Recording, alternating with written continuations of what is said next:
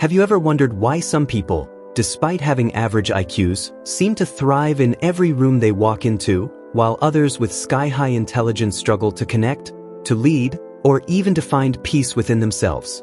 It's wild, right? You see them, those calm in a storm types, the ones who know exactly what to say when your world is falling apart, and somehow, they lift you without even trying. That's not just charisma or talent. That's emotional intelligence.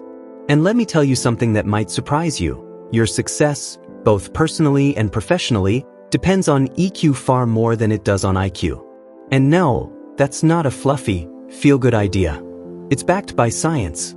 That's exactly what Travis Bradberry and Greaves lay bare in Emotional Intelligence 2.0, but not in a preachy, textbook way. This book feels more like a mirror, one you might have been avoiding for a while. Now, picture this. A young manager, let's call her Maya. Super smart, top of her class, promoted fast. But her team? Quietly frustrated. Because Maya was brilliant, but couldn't read the room. When someone underperformed, she lashed out. When someone succeeded, she barely acknowledged it. She thought data and results were all that mattered. Until the day her best performer quit, without even giving a reason. That moment crushed her. And that's when she stumbled across this book. And everything changed. See, the book breaks down emotional intelligence into 4 core skills: self-awareness, self-management, social awareness, and relationship management. Simple words, right? But don't let that fool you. The challenge lies in the execution. Self-awareness, for example, is not just knowing yourself. It's catching yourself in the moment. Like when your jaw clenches during a meeting. Do you notice it? Or when your voice gets sharp after a minor inconvenience, do you pause, breathe, and ask why? Most of us don't. We react. We justify. We move on. But what if we didn't? And this is where things get really interesting. The authors explain how our brains are wired to react emotionally first. Every signal, everything we see, hear, or experience, passes through the emotional center of our brain before it reaches the rational part. That means your first instinct is emotional, not logical. Let that sink in for a second. You're literally designed to feel before you think. That's why a small comment can ruin your entire day, or why a kind word at the right moment can heal something you didn't even know was broken. But here's the kicker. Emotional intelligence can be trained. Unlike IQ, which stays relatively fixed, EQ is like a muscle. The more you work on it, the stronger it gets. And that's where Maya began her transformation. Every time she felt her anger rise, she wrote it down. She tracked patterns. Mondays after meetings with her boss? Always irritated. She started asking herself, why? What triggered it? Was it the content? Or the tone? Or maybe the lack of control she felt? That level of questioning, that's emotional intelligence in action. But let me tell you something surprising. Self-awareness is only the beginning. Because knowing how you feel isn't enough. The real magic? Self-management. That's being able to regulate your emotions in real time. Like when you're about to fire off a sarcastic email, but stop yourself. Or when you're boiling with frustration, but choose to respond with curiosity instead of rage. That tiny moment of pause? That's where leadership lives. That's where relationships are either saved or shattered. And the book doesn't just tell you why this matters. It gives you the how. Real strategies. For example, something as simple as counting to 10 before reacting sounds cliché, right? But when practiced consistently, it rewires your brain. Or the strategy of labeling your emotions. I'm feeling disappointed, instead of just saying, I'm mad, actually helps calm the amygdala, the part of your brain responsible for emotional outbursts. Think about that. Just putting words to feelings can change how you behave. That's powerful. Now, let's talk about the third pillar, social awareness. And this one? It's a game changer. Because it's not enough to manage yourself. You have to read the room. Notice the unspoken. Feel the tension. Hear what's not being said. Have you ever been in a conversation where someone was saying all the right words, but something felt off? That's your emotional radar kicking in. The authors call it listening with your eyes. And when you master this, you see beyond the surface. You pick up on body language, micro-expressions, tone shifts. It's almost like having a superpower. Maya started doing this with her team. She noticed who stayed quiet during meetings, who sighed after feedback, who avoided eye contact when deadlines were discussed. And instead of calling them out, she called them in. Quietly, one-on-one, she asked questions. She listened. She adjusted. And guess what? Her team didn't just perform better, they trusted her. That's the fourth and final pillar, relationship management. The ability to inspire, influence, and connect. Not through power, but through presence. And this is where things get deeply human. Because emotional intelligence isn't about being nice all the time. It's about being real and intentional. It's knowing when to push and when to hold space. When to challenge someone and when to comfort them. It's that delicate dance between empathy and accountability. And most of us? We lean too far in one direction. Either we avoid conflict and let things slide, or we confront without compassion. But what if you could do both? Now here's what really hit me. 90% of top performers have high emotional intelligence. Not just leaders. Not just extroverts. Across industries, roles, cultures, it's EQ that makes the difference. Not because it's trendy, but because it's timeless. And the best part?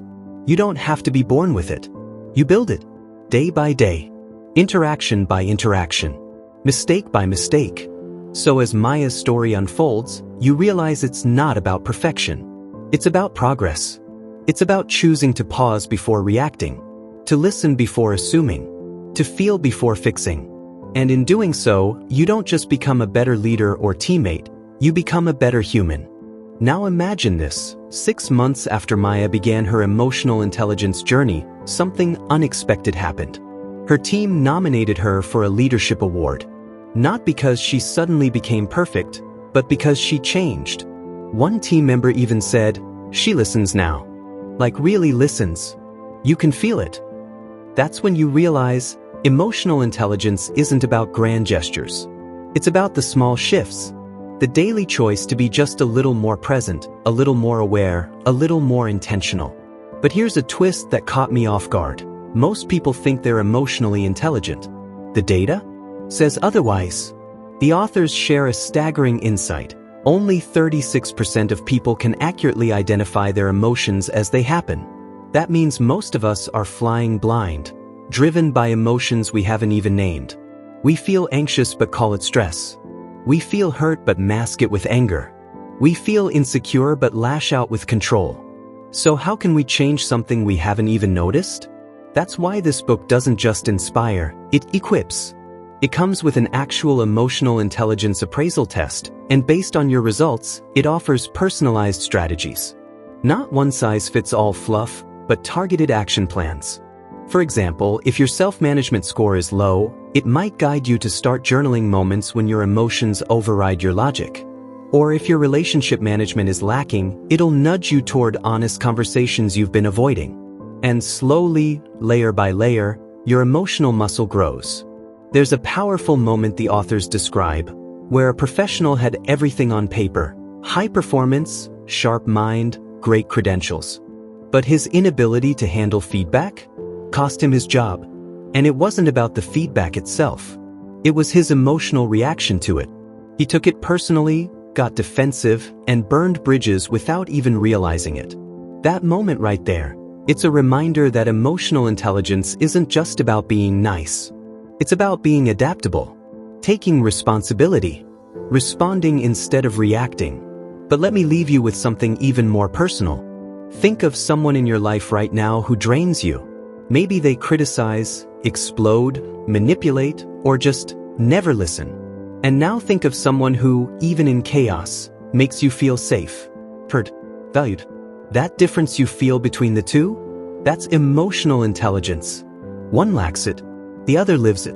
And maybe you're somewhere in between. Some days you're the calm presence, other days the storm. But that's the beauty of it. This journey isn't about becoming someone else. It's about becoming more of who you truly are, once all the noise is stripped away.